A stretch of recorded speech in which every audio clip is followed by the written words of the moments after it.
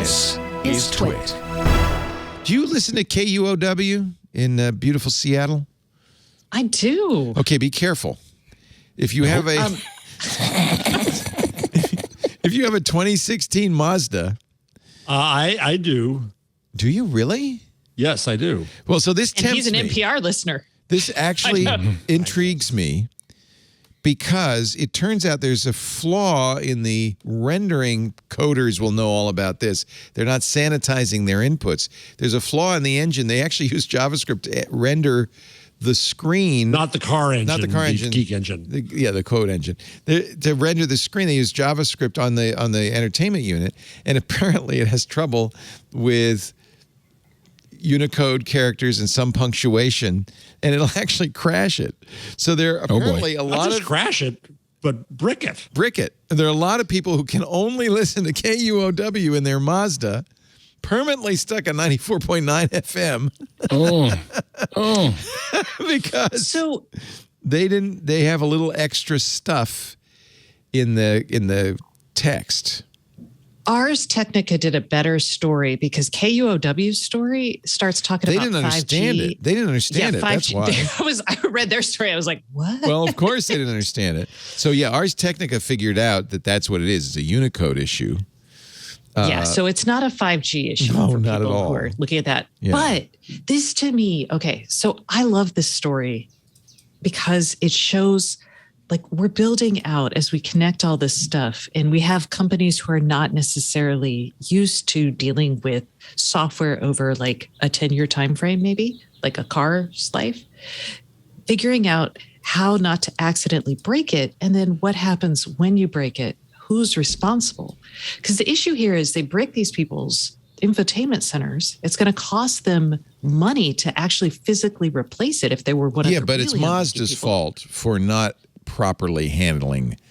You can't But assume Mazda's- what's going to come in over the airwaves. It's a mistake. Right. Now, admittedly, KUOW blew it, but wait a minute. They're not the first to do this. There's a podcast called 99% Invisible. Have you heard of this podcast? Mm-hmm. There's It's a great podcast. It's a great podcast, but don't listen to it in your 2016 Mazda because, it's the same thing. There's a percent in the name of this show. They actually had to create a Mazda safe feed. Oh, man. Oh, wow. So then it is Mazda's fault. It's totally Mazda's fault. So the Mazda Mazda's safe saying feed that- has 99 PERCENT invisible instead of the symbol. percent sign. So, because Mazda's not replacing, Mazda's like, no, we're not going to replace that. It's Bad your coding. problem. No, it's not. But they, Mazda yeah, because says Mazda said, look, there's a spec for it's this additional information that comes through a radio channel nowadays that you display on the screen and it shows you the name of the artist, blah blah blah. That KUOW sent album art through and it crashed the Mazda software. But honestly, I mean, you can debate, and Mazda's going to say, well, that's an old car. We're not going to fix it because it is. At least it's a 6-year-old car. But it is their mistake. Hey. that's not an old car. My car's my car's 7 years old and it's a Tesla, y'all. I haven't driven not a an car old car, older than 3 in years. And you're the guy who goes off buying Maki. $1,500 phones. I'm not rich. drop of a hat. I'm not rich. I Oh. just we lease our cars so that we get a new one every 3 years, and that's why. So Ars Technica did figure it out. Apparently, so did 99% Invisible. And honestly, it's not. I'm sorry, 26. It's 2016, so it's a 6-year-old Mazda.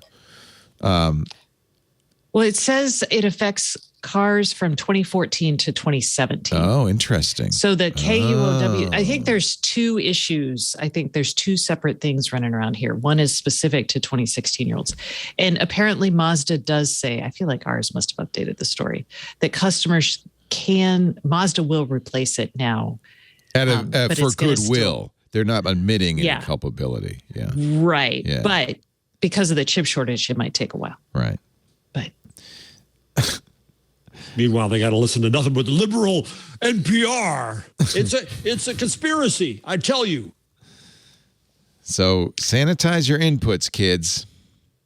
Yeah, this is so tough. We're going to see, like, I'm imagining, like, if I download some software to run like energy management for my home, which I'm like super excited about but like, what if that does something to like my old Nest thermostat? I'm like, oh crap, how do I fix that? We're getting to this era where we've got all these software interdependencies and we're not creating provisions to help consumers through the like resulting problems. And it's going to suck. XKCD ish episode or comic strip 327, Exploits of a Mom. Hi, this is your son's school. We're having some computer trouble. Oh dear, did he break something? In a way, did you really name your son Robert Tick, parenthesis, semicolon, drop table students, semicolon, dash, dash, question mark? Oh yeah, little Bobby Tables, we call him. Well, we've lost this year's student records. I hope you're happy. And I hope you have learned to sanitize your database inputs. Nice. Little Bobby Tables. There you go. So a moment from Uncle Jeff here when the Chicago Tribune was switching from linotypes to cold type. Big machine to set type with photography. The whole thing died one day. The edition almost didn't get out. And the reason was that a golf score happened to be the code for erase core. That's hilarious. So everything stays the same. I love it. Yeah. Oh, Lord. Wow.